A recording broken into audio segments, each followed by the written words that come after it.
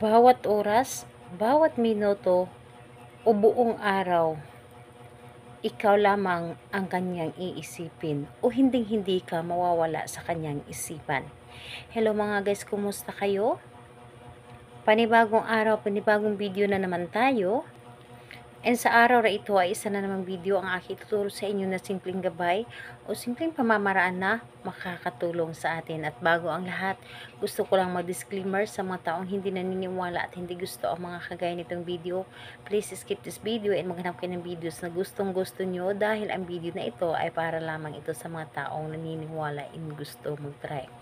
Sa lahat po ng mga nagko-comment dito sa aking video dito sa loob ng aking channel, mag-ingat sa lahat ng mga nagre-reply sa inyo na dinadala kayo sa kanilang WhatsApp in Imo app upang makaiwas po tayo sa scam.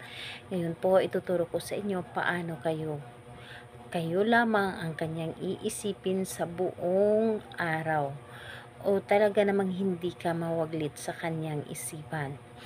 So, dito po ay kailangan natin ng gagamitin sa paggawa nito. Kailangan natin dito ng kunting asukal, brown or white sugar pwede. Kailangan din natin dito ng isang butil ng bawang na hindi nabalatan. Kailangan din natin dito ng panulat. So, ito lamang ang dapat nating ihanda. And kapag ready na, kailangan mo lang din dito na i-ready ang inyong sarili. Kailangan na buo ang inyong loob, tiwala at naniniwala sa paggawa nito, and hindi po kayo nagdududa. And ayun po, kapag ready ka na, pwede mo na itong simulan. So, ang gagawin mo lamang dito ay napakadali lamang. Ang gagawin mo dito sa butil ng bawang. Isulat po ninyo dito gamit ang panulat ang kanyang pangalan.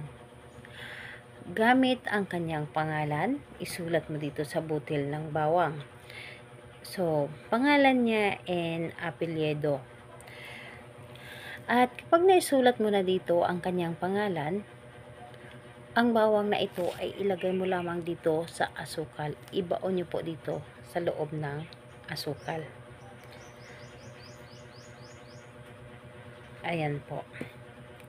So, ibaon nyo lamang dito sa loob ng asukal and sabihin mo dito ang inyong nais. Ilagay dito sa iyong baba at sabihin mo, sa pamamagitan nito, ikaw, pangalan, apelyido ng inyong target, iisipin mo ako anumang oras. Iisipin mo ako bawat minuto, bawat oras, buong araw. Ako lamang ang laging nasa isip mo at anuman ang mangyari, ako at ako lamang ang laging naman ng inyong isipan at anuman ang gagawin mo ay ako pa rin ang papasok sa iyong isipan. So, ayun po, lahat na gusto mong sabihin, pwede mong sabihin dito.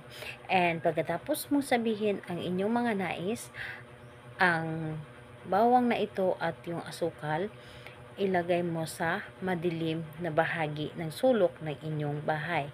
Kailangan na hindi ito maarawan o masinaga ng ilaw. So, ayun po, 3 araw mo siyang itago and pagkalipas na 3 araw, kunin mo ito and kung may pagbaunan kayo, ibaunin nyo ito sa lupa. Pero kung wala kayong mapagbaunan, pwede po ninyo itong i-flush doon sa inyong CR. Kailan ito pwedeng gawin? Gawin ito sa araw ng Tuesday and Friday kahit anong oras. Pero kung hindi kayo makapaghintay ng Tuesday and Friday, pwede ito sa ibang araw kung malakas ang inyong energy na para bang nararamdaman ninyo na hinihila kayo na gawin ito. So, ayun po. Salamat po sa inyo. Bye-bye everyone. God bless us all.